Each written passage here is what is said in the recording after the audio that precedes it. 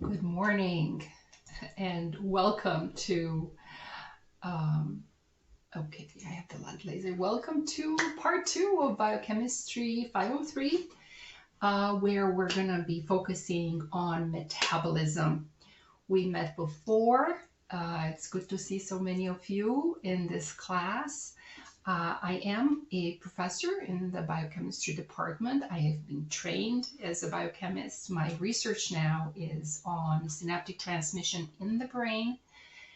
However, no synaptic transmission can happen without metabolism, and that's because those pesky natural laws by which we have to all live, and which by now you totally understand and know, and you're going to keep in the back of your mind, because everything that you've done on part 1, congratulations, is now going to be the foundation for everything that we do on part 2.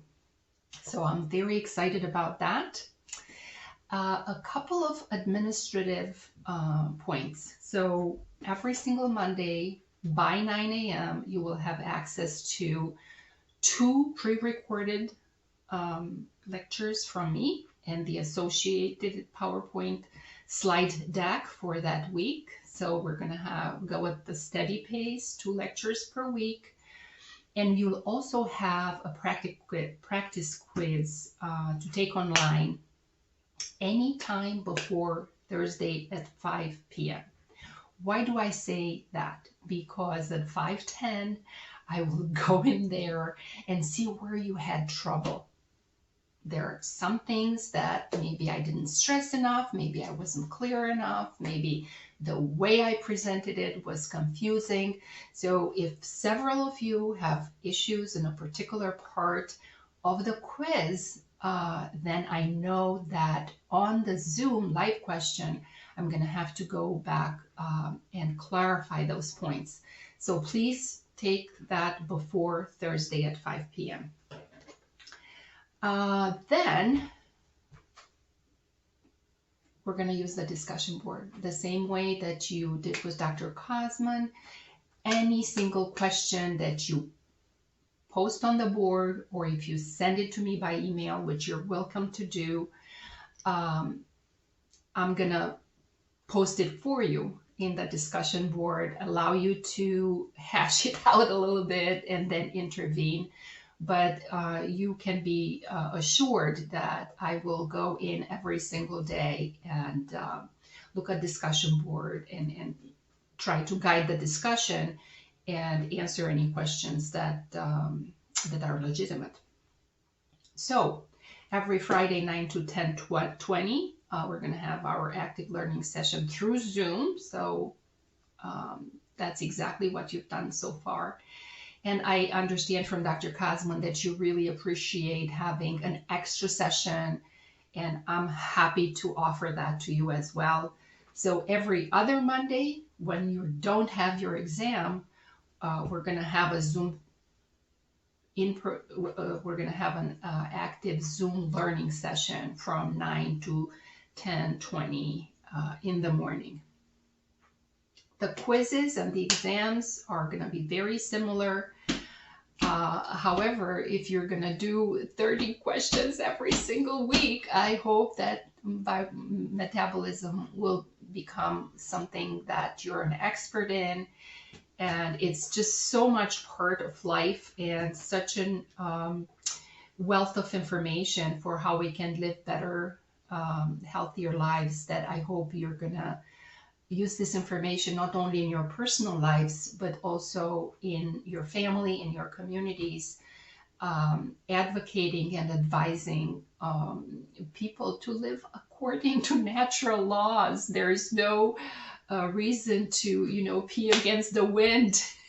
We have to go with the wind, except when, we really need to get over a barrier, and we're going to learn how to couple, how to cooperate, what are natural ways in which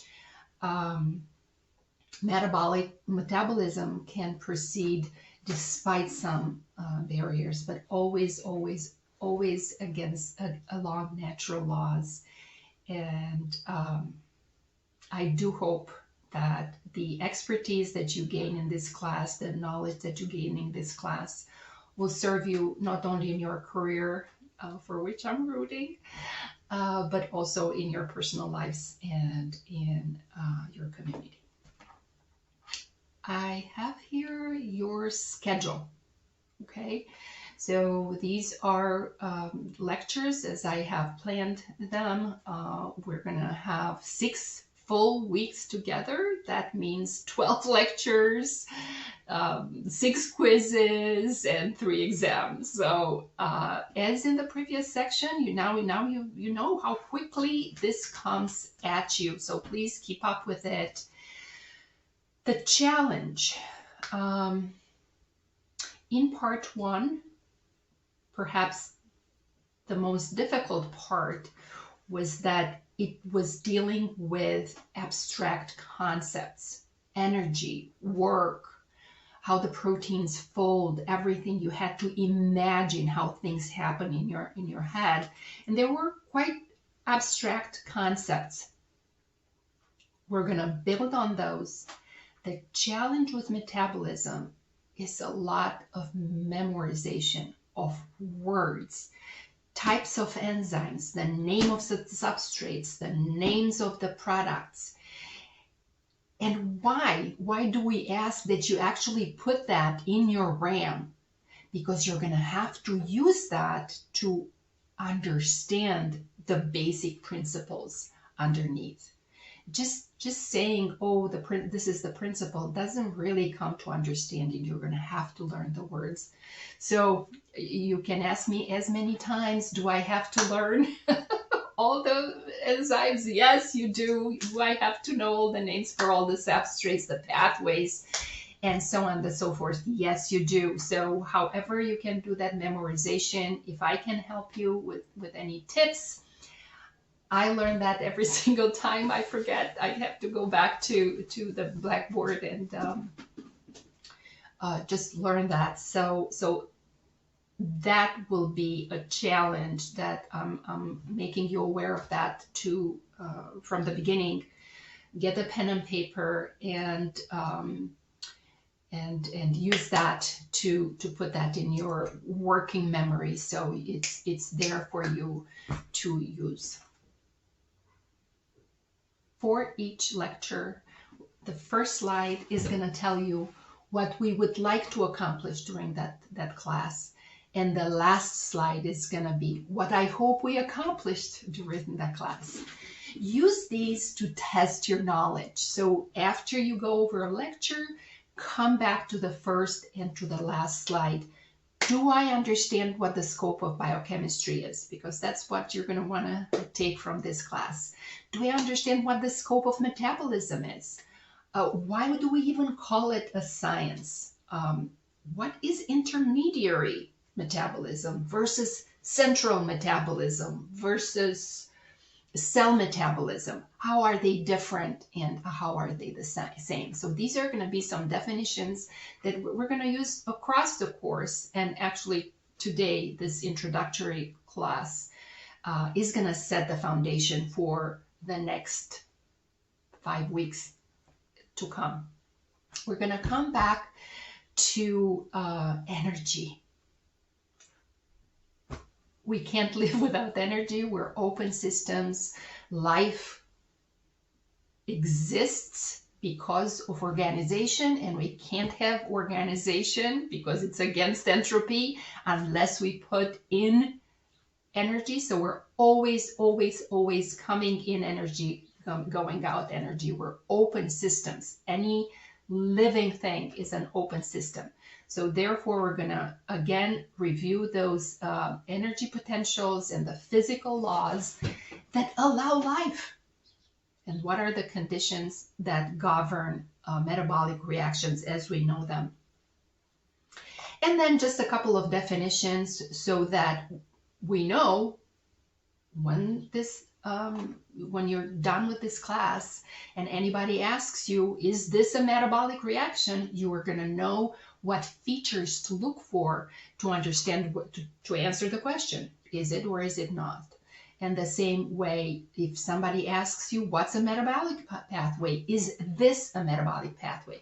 You're going to know the features that you need to look for to answer that question, because you took Biochemistry 503. And okay, so with that, biochemistry examines the chemistry of life. That's the scope of biochemistry.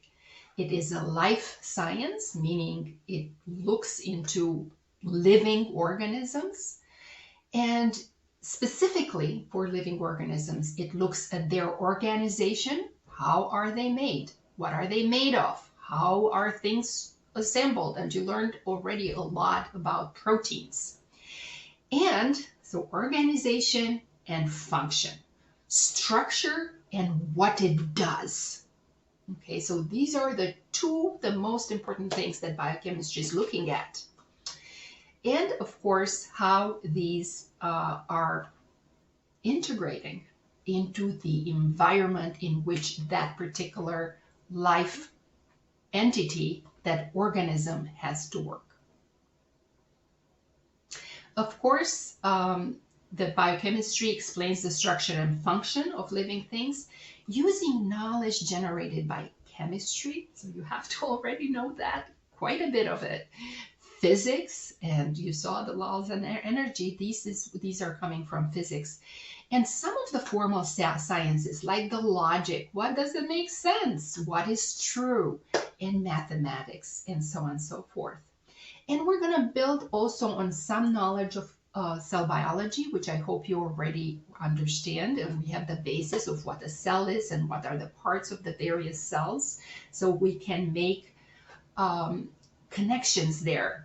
If you don't, go to a basic textbook and get the definition, get the information. I'm going to try to give you the background that you need for anything. For example, if we're going to talk about carbohydrates, I'm going to review a little bit about the structure of carbohydrates so we can go into the processes, because that's what the metabolism is concerned with, the processes that happen to carbohydrates, the processes that happen to proteins. Okay? And we're not going to delve into psychology and sociology and so on and so forth. But, you know, living things are social organisms, or at least people are social organisms. So we're not going to talk about that today, but keep that in mind, that we are social animals, and those laws also influence our metabolism. And I can give you an example about that. Stress, right? Speaking in front of the audience influences my physiology and changes my metabolism in a way that, you know, when I'm sleeping or when I'm just really sipping a cup of coffee in the backyard doesn't. So one point that I will keep making again and again is that how all the branches of sciences help us understand and metabolism, and also how metabolism, what we learn in metabolism, can serve all the other sciences and how we live our lives.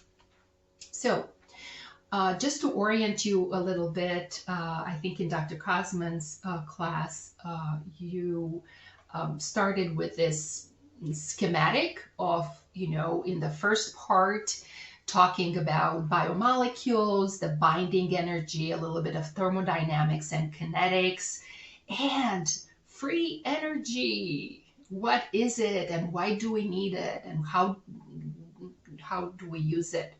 So in metabolism,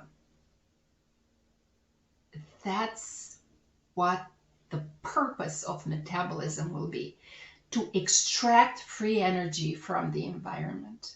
So basically, I'm going to orient you onto these two boxes. This is what we're going to talk about over the next 6 weeks. The dynamics of metabolic homeostasis, and the cellular homeostasis within a whole organism. And then in part 3 with Dr. Sinha, you're going to talk about the part of metabolism that is not intermediary. And I'm going to talk about that a little bit. And hopefully you're going to talk in cell biology about the regulation and organization of the cell. And then you're going to have the basis of how life works. But what is life? And not to harp on this, but we don't really have a strong definition about what is life, and people still argue at the edges. Are viruses alive, or do they have potential to be alive? Is an embryo alive?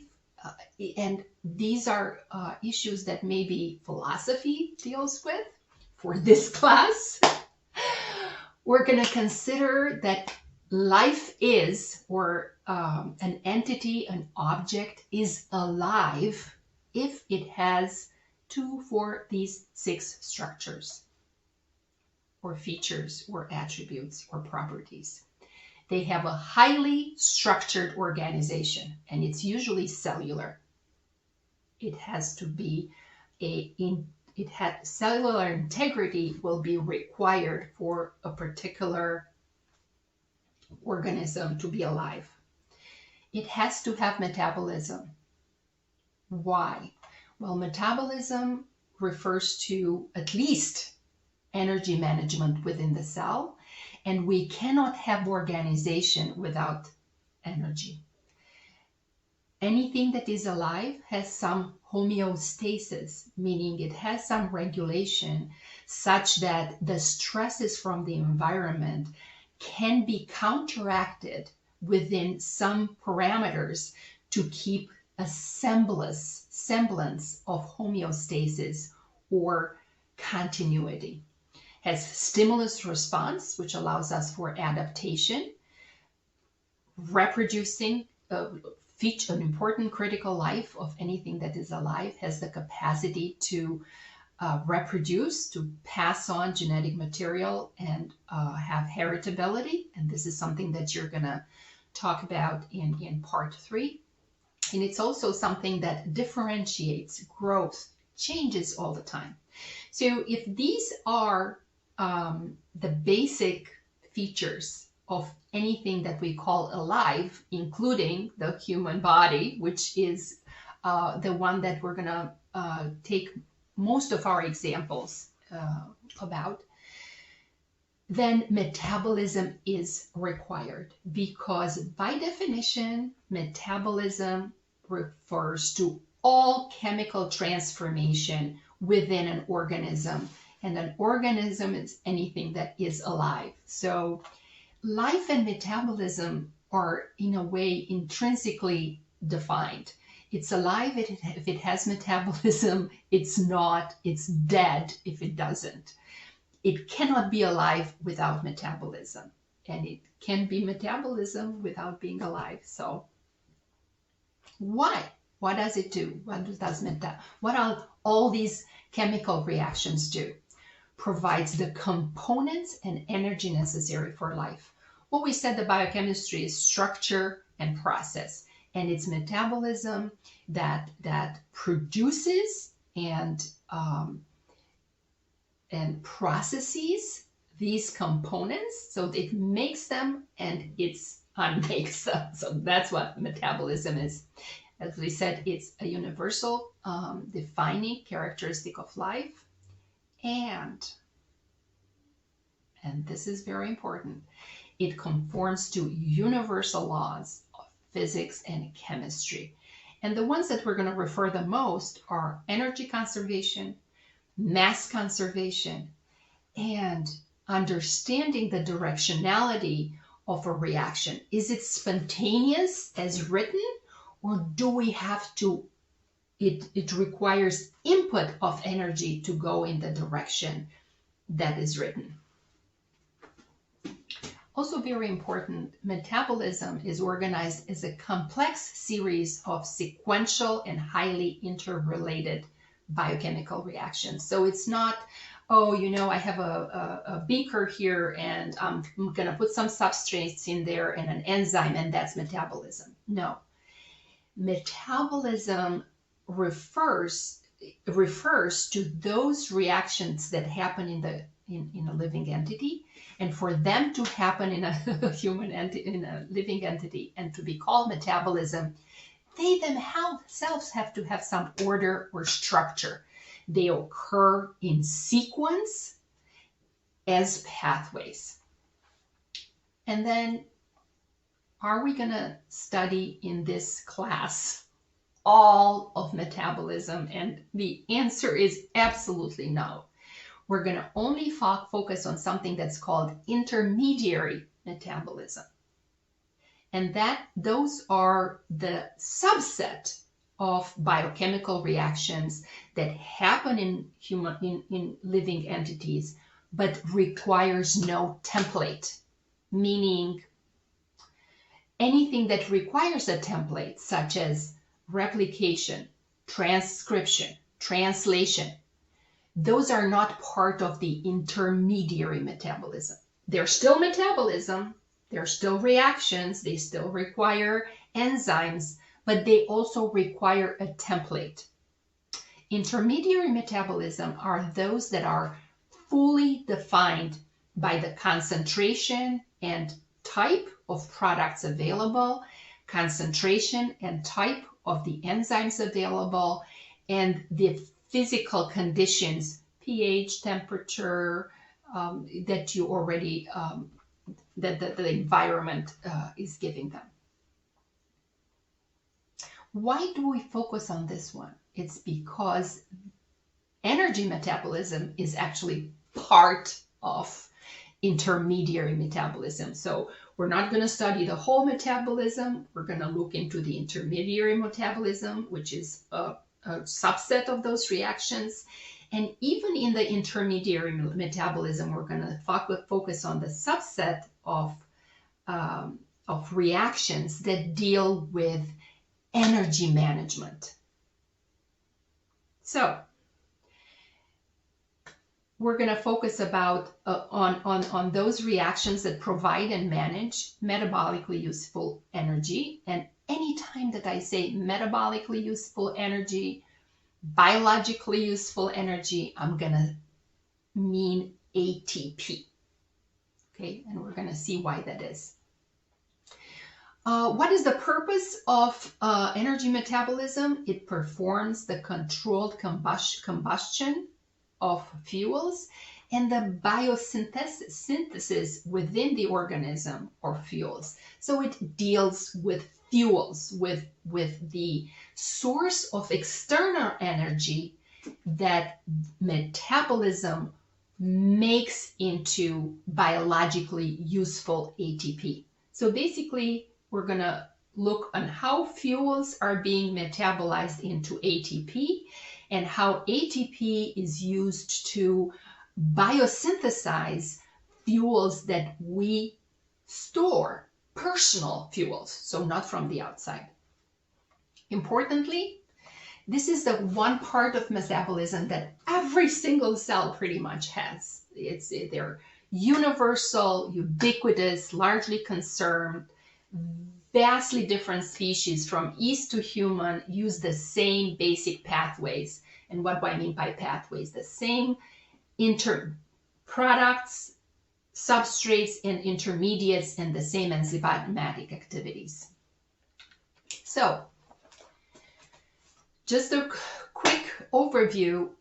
All living objects, all organisms are composed of natural elements whose transformations obey natural laws. I cannot stress this enough. So what are those natural components or elements? Well, there are certain elements and here's the composition of that. You don't have to know it, but I think it's important to know that, more than 65% of a human body is oxygen. And 62% is in water, and 16% is protein. So that's an important overall how should I say this, an overall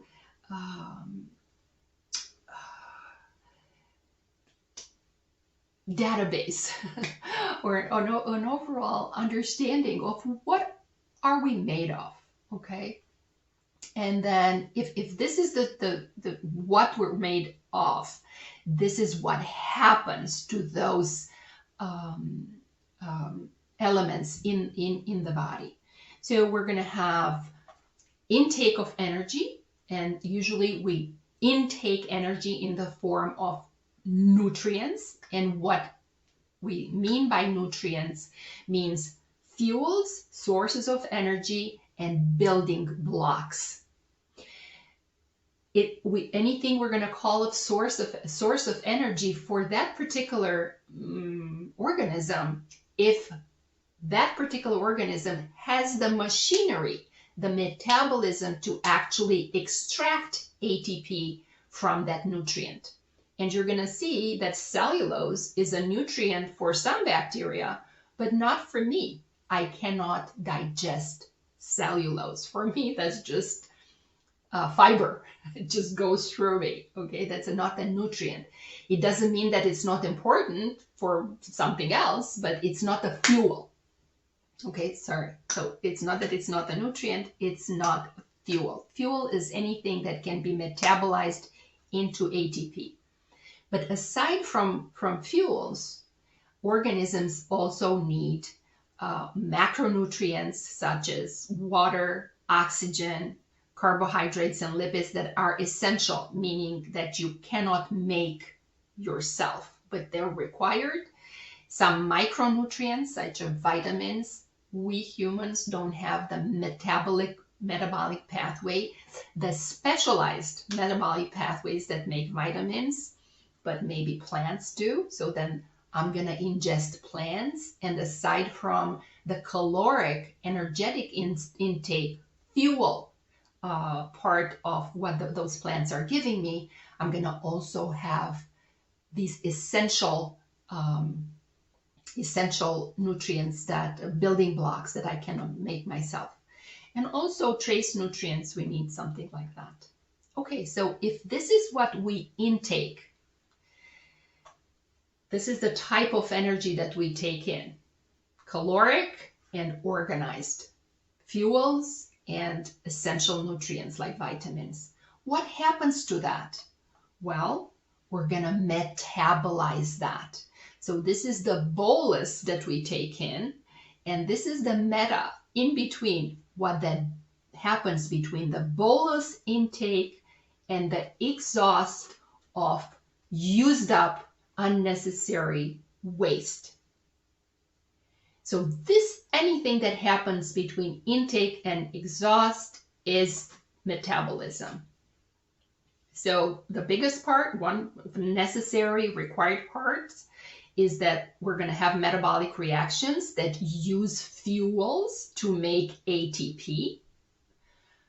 And sometimes there's a lot of ATP being made. It can use ATP to store energy as glycogen and lipids. And these are going to be stored energy sources to use when we don't have an intake of energy. And then what comes in has to go out. Part of it is going to go as radiated heat that we cannot use. And then a big part of it is going to go out as carbon dioxide, urea or uric acid for nitrogen sources that we're taking in, hydrogen sulfide for any sulfur that we're taking in some, and organic materials. And this is the waste. Okay. And with this picture, you're going to see that we need to survive, for any living thing to survive, needs not only intake, right? We need food, but also metabolism, and also an environment that can exhaust what we're metabolizing. And what do I mean by that? There has to be an exchange of temperature. If climate change increases the temperatures to a degree that we cannot dispose of the heat that comes out during metabolism, that's not going to be a supportive environment. If we don't have where to dispose of carbon dioxide, right? Like if you're in a closed room, there's no exhaust of the carbon dioxide, that's going to accumulate and it's going to suffocate me. Okay, so we need to take in nutrients, and we need, let's call it space, where we can dispose of heat, dispose of CO2, dispose of waste materials, and so on and so forth. So I hope that integrates some requirements for life. Okay, I'm not going to dwell on this. I mean, I think it's just, I love to, they say if you don't know history, you're going to be bound to repeat it. So if somebody already done it, why don't I go back to what they have done already? So I'm a buff of, I love to look into history. And I'm giving you a little bit of a background of how metabolism came about. Well, people have been interested in metabolism forever, since between recorded times. However, metabolism didn't come into a science until we had ways to measure things, to measure temperature, to measure weight, and to actually have examine in a systematic and rigorous way what happens to the food I eat. And it may be hilarious, amusing to see how the first person who asked that was measuring all the food that he was making and all the wastes that he was excreting. And then he saw, between the food that I'm taking in and the waste that I'm disposing of, there is a difference in mass, meaning some mass is lost, and he called that insensible perspiration. Well, now we know that is water, CO2, temperature, right? And it's the basic metabolic rate that he's came upon, but he didn't have the words to use it. So today we know that the basic metabolic rate of a human is anywhere between 13 and 1800 kilocalories per day for an adult, meaning if you want to maintain your body weight, this is what you should take in. If you want to increase it, you should take in more. And if you want to decrease it, you should take in less. And that's just the law of nature. So biochemistry came into being once people gave up the fake idea that life is something unnatural, that there is a life force that is just so very different from everything. And they had to give that idea up in the beginning of the 1800s, when this person by the name of Waller obtains urea, which is an organic compound, meaning made only by living things, but he was able to make it in a tube, in vitro, outside the body, from inorganic substances. Was he a vital inventor? No, he just says, that's what living things do. We could do it in a test tube. It's not unnatural. It's not special. What is special is the fantastic organization and interrelation and regulation that keeps us alive, as you learned in the first part of the course, despite all the entropy that's going on, and despite the very tiny weak forces that keep together our proteins, that make our proteins work together, that allow me to speak here and give a course. And then, of course, the discovery of enzymes that are just proteins. People, they're not alive. They're just proteins. You put it in a test tube with the product, and they're just going to do their job. That's how they're made. They have that information in their structure. And then shortly thereafter, fermentation with yeast extracts, meaning without the live yeast, without the live protein, live organism, just using the metabolic machinery of yeast, we're able to ferment, for example, sugar into wine or some. Of course, they got the Nobel Prize, and it's just amazing, and all is history since then.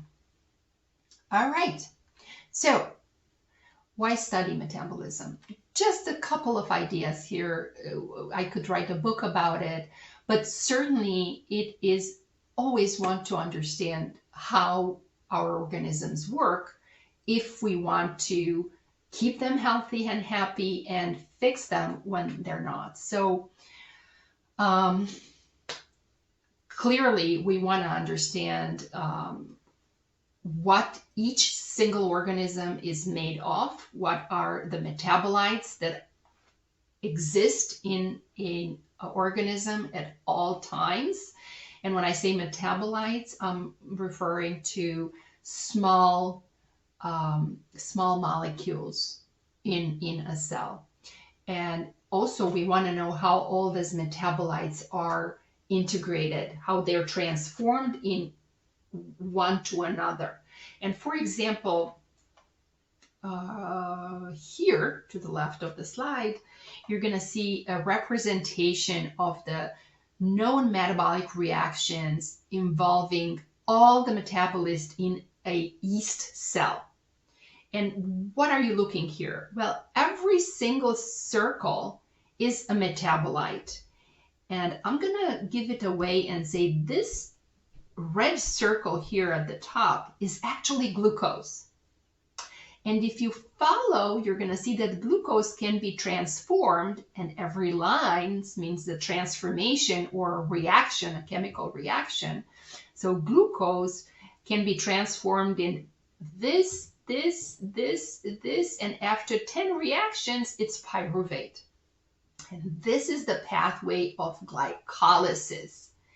And then pyruvate can enter, can be transformed into a couple of other intermediates that then can make the TCA cycle. And what you're going to notice, and every single one of these metabolites is part of a reaction, participates in a reaction, and they're all connected.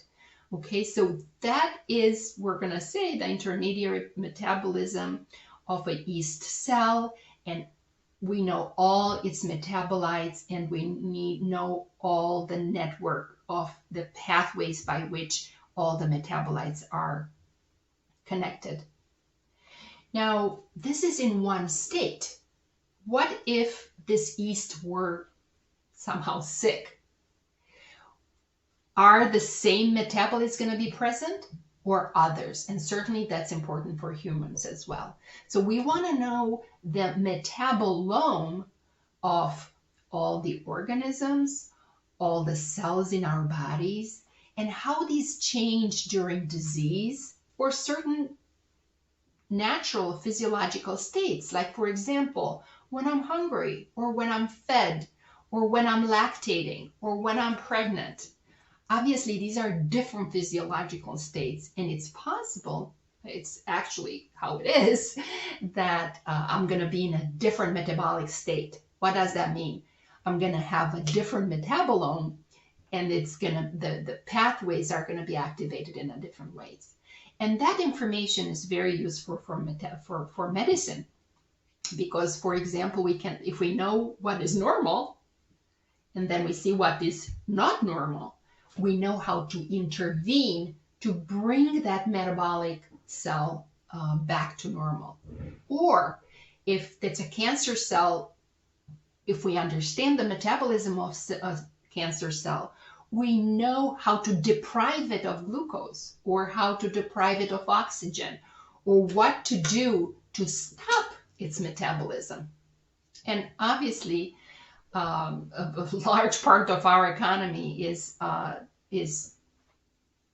geared towards biotechnology, engineering microorganisms to make anything from fuel, like ethanol, to drugs, right? Insulin, artemisinic acid, which is an anti-malaria drug, and so on and so forth. So these are just some examples, and I would challenge you to come up with other examples where, knowing metabolism, you can build muscle, lose weight, live a healthier life.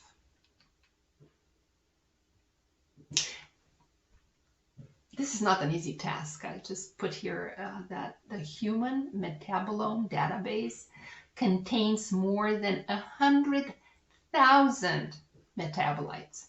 I'm not going to ask that you know all of them, although I think we're going to be over 100 by the time we're done with this class. And these are small molecules that exist in anywhere in a concentration more than 1 micromolar. Okay, for a comparison, glucose in blood is about 5 millimolar. So 1 micromolar is going to be 1,000 times less. And to interconvert all these metabolites, about 6,000 enzymes are known to be linked to these metabolic entries. So again, that's a particular part of science, metabolism, metabolome, or is the bioinformatics of metabolism. And there are amazing jobs in there, and there's amazing information that comes from there to help us live healthier lives. So I've already said this: composition, transformation, and changes. And these are a couple of definitions for you. I think I've already gone over them. Metabolism is every single chemical transformation in the living body, okay? Encompasses a metabolic reaction is any chemical transformation, and it's usually accelerated by an enzyme. Whereas a pathway is a sequence of chemical reactions that has a life-serving purpose, a unique directions, and means or tools for its regulation, right? So I cannot stress how important it is. A metabolic pathway, whether we know what its life-serving purpose is or not, it has one.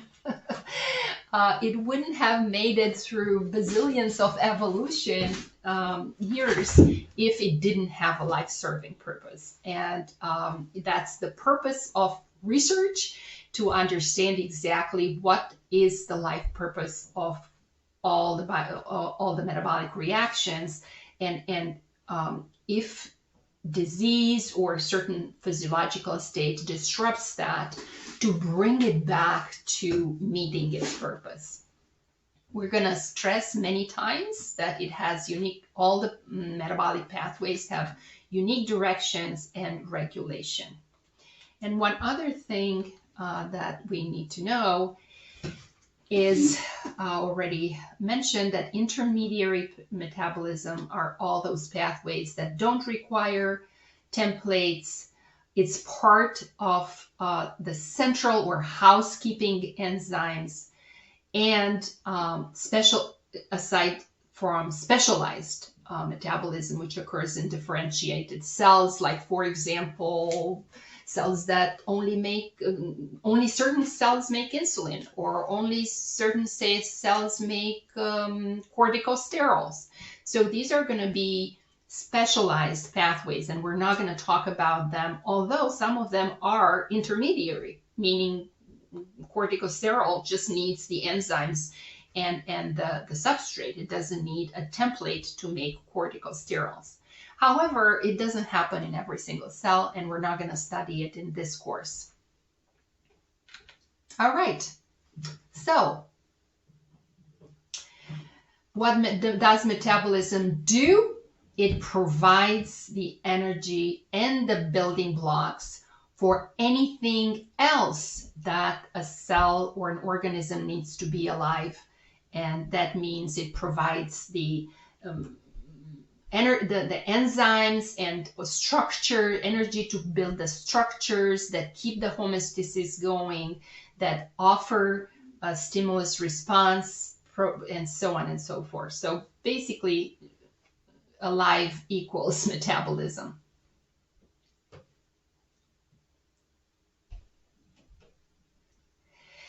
So with that definition, you can imagine that there are going to be two types of energy requirements. There is a basal intrinsic, without which loved life doesn't exist.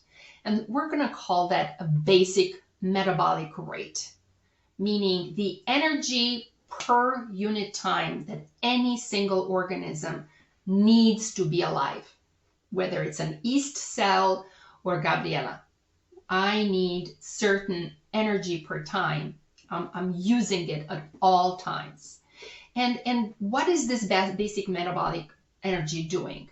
Well, it keeps me breathing. My blood is circulating. My body temperature is regulated. Cells keep growing and being replaced. My brain function uses more than 20% of the whole energy of the body.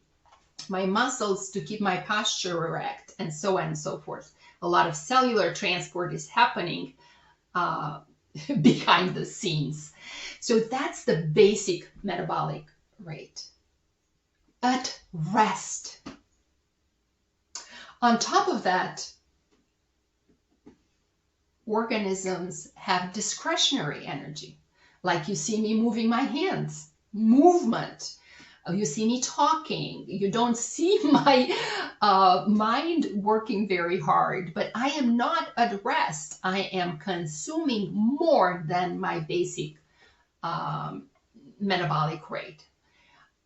Obviously, if you're running, or if you're taking an exam, or if you're fighting an illness, or insert your favorite activity here, there is going to be a basic metabolic rate, energy that you need to keep going, and also discretionary energy to do things to stay alive, like save for retirement or something to that effect. So basal metabolic rate and discretionary energy.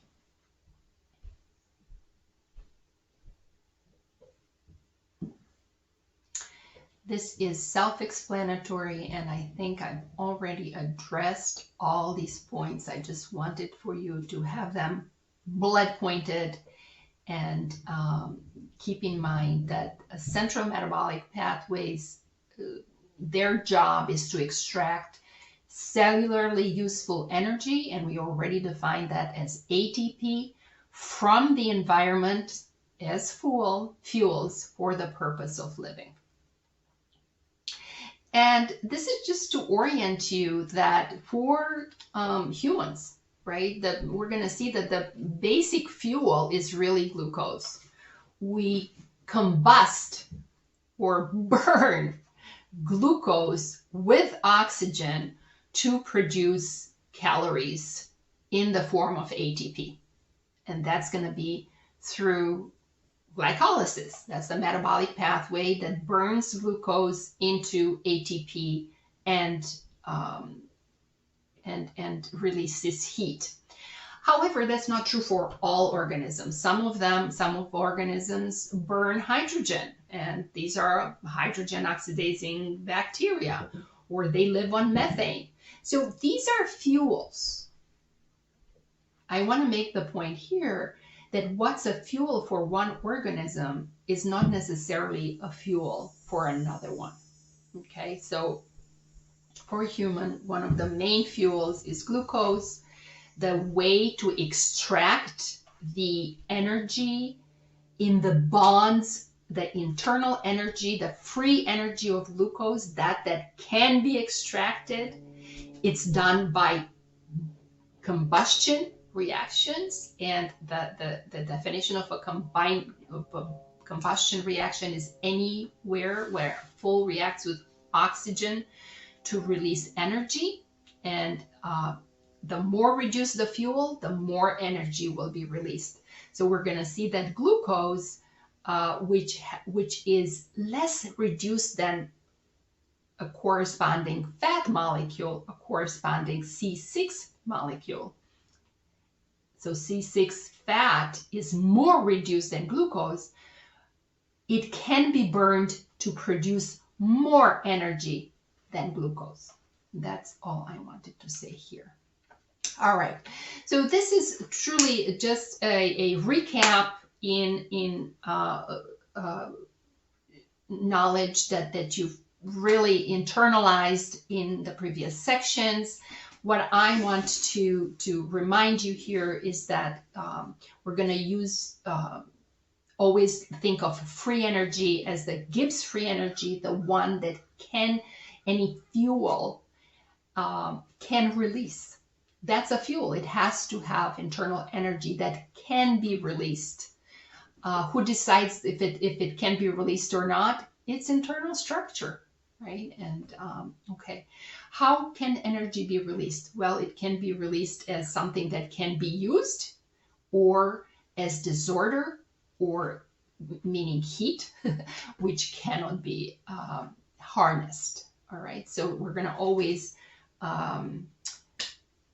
discriminate between energy that can be released, free energy, and of the energy that can be released, which part can be captured into ATP as useful energy, and which one is being released as thermal energy in the medium, one that cannot be further internalized.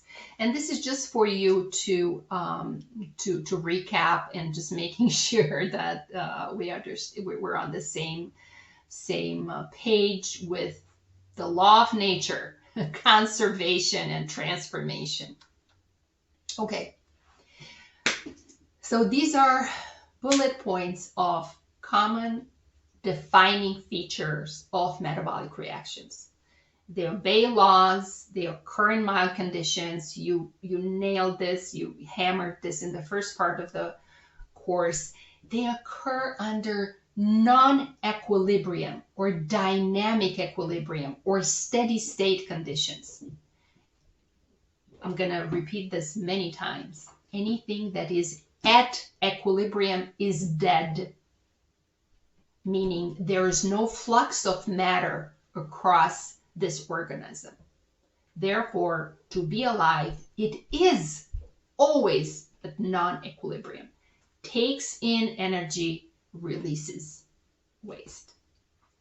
All metabolic reactions, well, actually not all, the vast majority, and a characteristic feature is that they're catalyzed by biomolecules, mostly enzymes, sometimes ribozymes. They allow for control when, where, and how fast the reaction will happen. They don't decide whether the reaction will happen. You already know what parameter decides whether a reaction will happen as written, okay? But enzymes decide when, where, and how fast the reaction will happen. And that can be controlled by expression and traffic. And you'll learn about expression in the next section, and the traffic at cell biology, although we're going to talk a little bit in here about that too. They're highly regulated. And the purpose of that is to enhance efficacy, get as much energy out of this fuel as we can with least toxicity. If we just burn oxygen with a flame directly, it's going to release heat, so much heat that it's going to denature the proteins that are held together by all those weak forces. That's toxic. I can't have cells having open fires to burn glucose, right? So the next best thing is to have glycolysis, meaning 10 organized reactions that each extract a little bit of heat such that my cell and my cell maintains integrity and my proteins stay folded and functional. So maximal efficacy, least toxicity. This is what a regulation does. Very interesting. Employ a limited number of chemistries, and we're going to look at 6 of them. Use a small number of activated carriers. Isn't that amazing?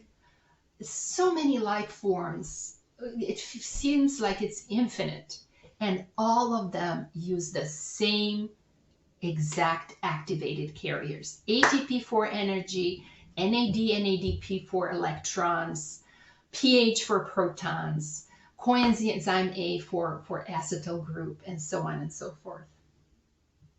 And occur in chains of pathways. We're going to talk about that some more, such that the product of one reaction is substrate for the next, such that nothing accumulates inside, right?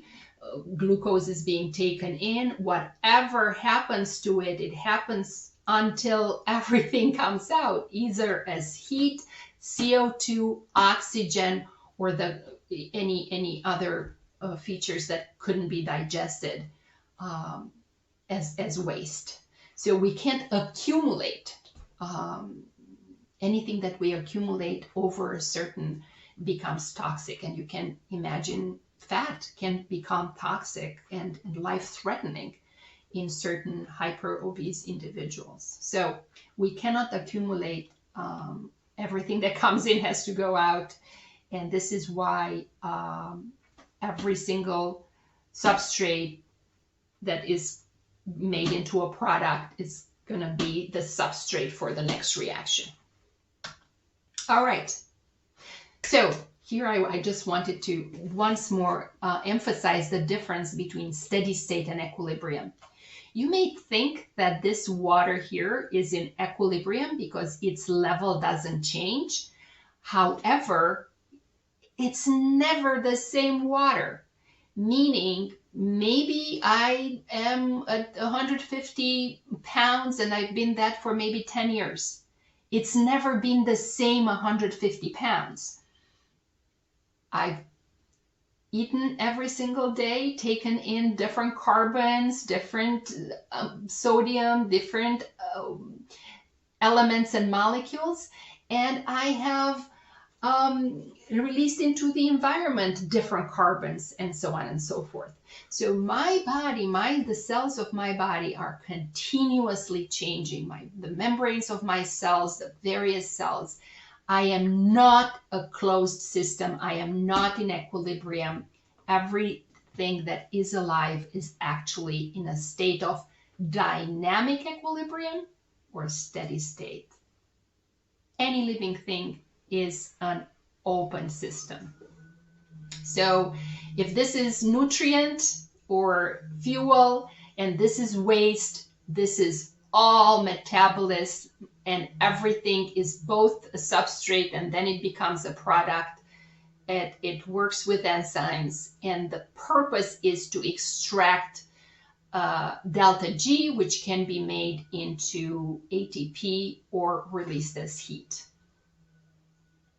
So any living system is going to have a net flux. Something's going on all the time. All right.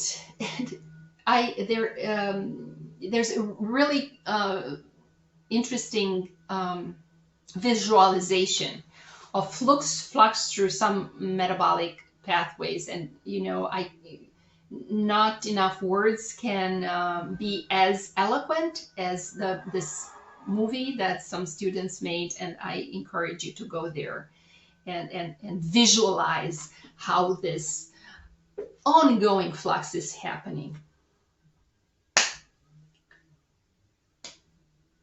I want to give you the words from the beginning because I use them a lot.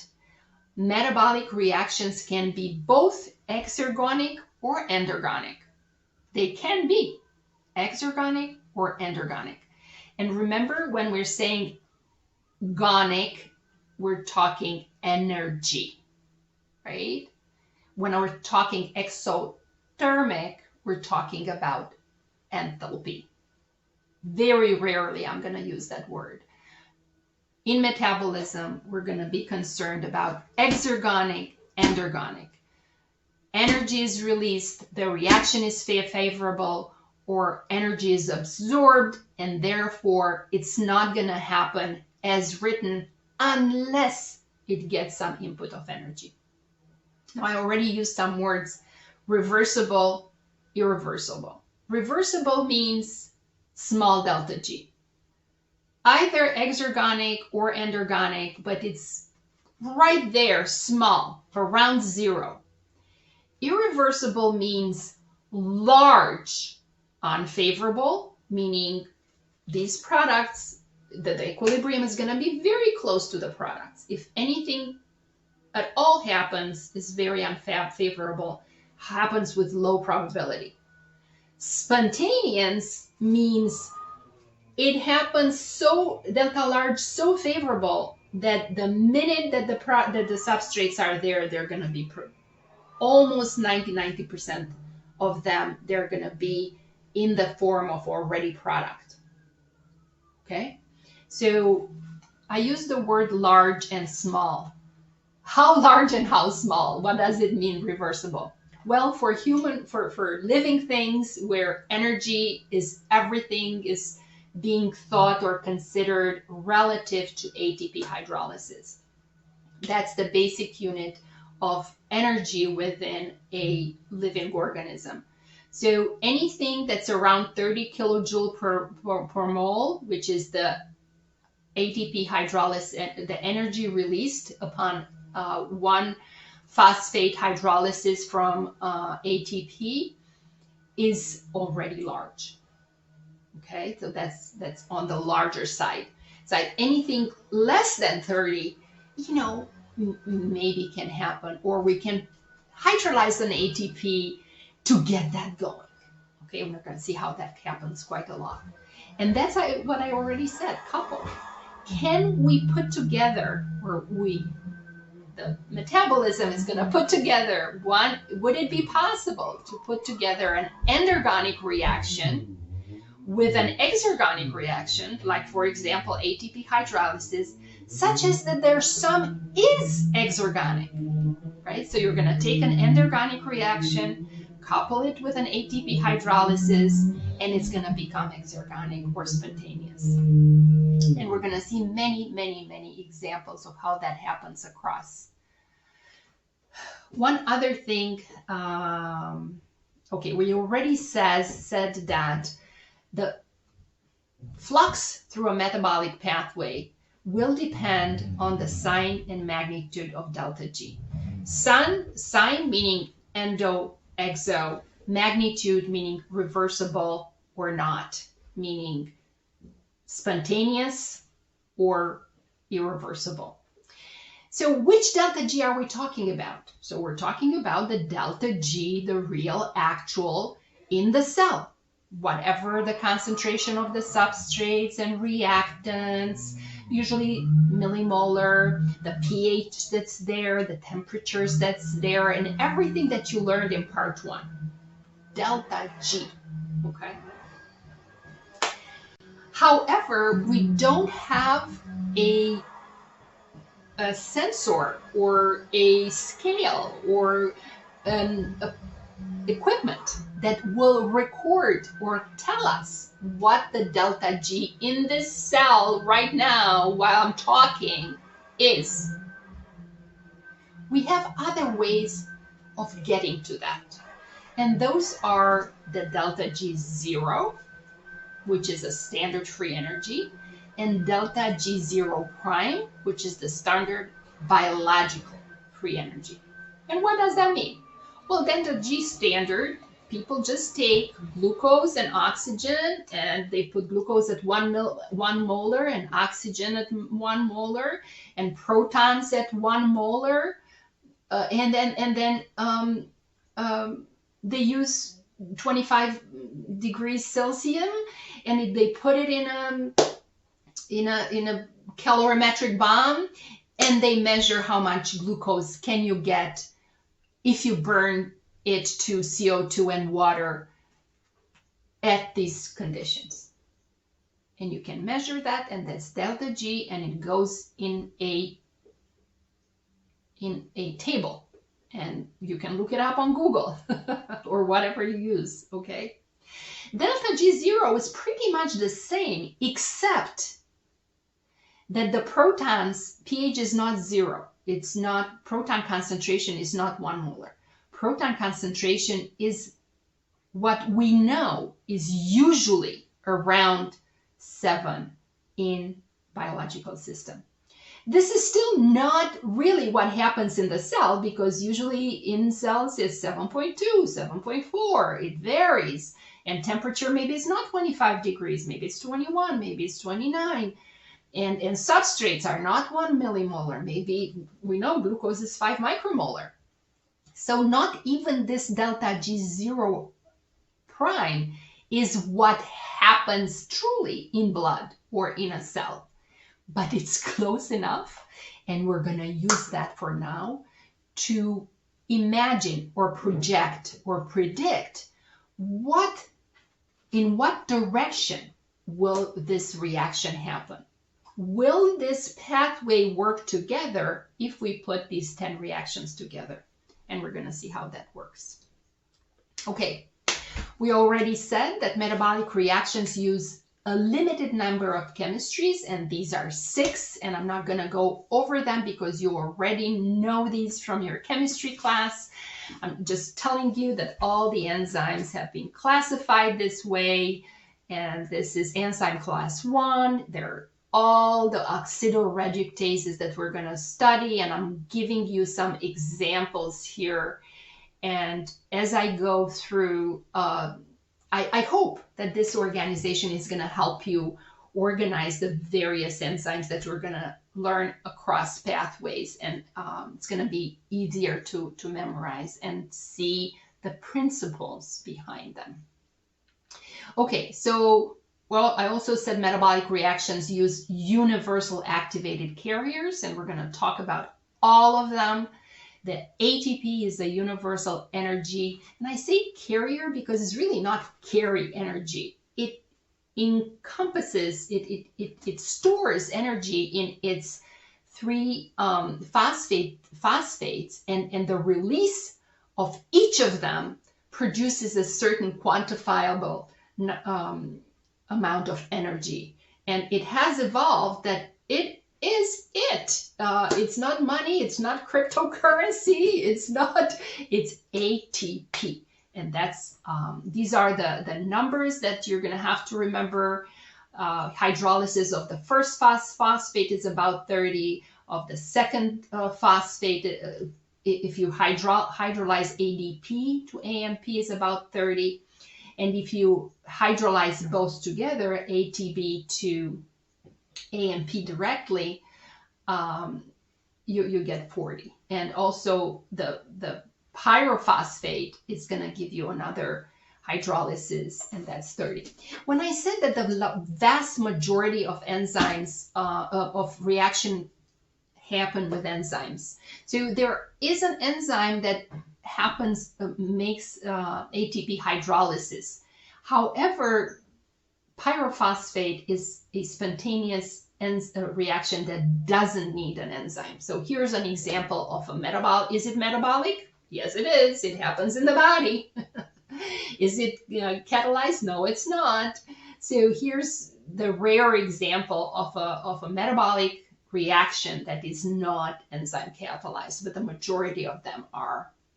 And here it is how you can couple glucose phosphorylation, which requires 13 kilojoule per mole, with the hydrolysis of 1 ATP, which releases 30, to make the reaction glucose plus ATP into glucose 6-phosphate and ADP to make it favorable. Okay, and this is the example of the coupled reaction that hexokinase, and that's the enzyme, produces. And this is the enzyme. You learned how they are and how does it work. Well, it has a binding site that recognizes glucose and water. They go in there, a conformational change happens. They are brought in very proximity. There is some active site here that makes the glucose be phosphorylated, and then another conformational change happens, and the product is being released. Who decides in what direction this reaction is going? Well, the concentration of substrates and products, and the conditions within the cells, basically the delta G0 prime. You can see here that in this example, I gave the example of a delta G, not the delta G0 prime. So one other thing that I would like to introduce here, although we're going to talk more detail in other lectures, is that the total ATP to ADP to AMP concentration and ratio within a cell is something that is very important for a cell. And a cell likes to keep it in the very high range, usually 0.9. So the majority of ATP, of adenylate cyclates, are going to be in the form of triphosphate and diphosphate. Okay, and anytime this energy charge goes down, we're going to see how it activates enzymes that make it go up. Okay, but keep it in mind that ATP usually acts globally within a cell or cytoplasm or compartment through something that we call the adenylate energy charge per that compartment, and that's the formula for that. You also know that metabolic reaction use universal electron carriers, and we're going to talk about them all the time. I'm giving you here the table of the reduction potential, and here this is 0,1, that is biologically standard. Okay, so that's a pH 7, 1 molar for this reaction that transfers 2 electrons. This is the voltage, the energy voltage that you're going to see, and you already know how that transforms into delta G. So electron transfer reactions couple to delta G by their the number of electron carriers and the difference in energy potential between substrate and product. Okay. An important thing, metabolism is organized in pathways, and here are the metabolic pathways. I've already said much of this. I'm just gonna, you have them here organized as bullet points. The definition of a metabolic pathway, it has to have a biological life-serving purpose. It has a chemical strategy, and we're going to see that for every single pathway. Unlike metabolic reactions, which can be endergonic, exergonic, reversible, irreversible, metabolic pathways are always spontaneous, are always exergonic. They only go in one direction. So the whole path, maybe certain reactions are reversible, but the entire pathway cannot backflow. Never. Okay? All metabolic pathways go in one direction. Can serve an anabolic purpose or catabolic, use ATP hydrolysis as a unit of metabolic energy and as electron carriers. And they have certain architectures, and we're going to refer to that. For example, glycolysis is organized as a linear pathway. The Krebs cycle is organized as a circle or a cycle. And the beta oxidation of lipids is a spiral. And we're going to refer to this every single time to denote, to label that type of, okay.